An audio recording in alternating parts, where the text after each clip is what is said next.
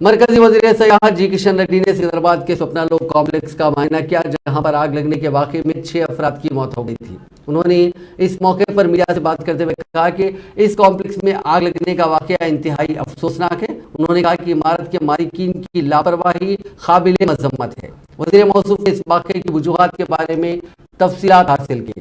उन्होंने कहा कि रियासत में इस तरह के वाक़यात के नतीजे में गरीब अफराद की जानें ज़ाया हो रही हैं।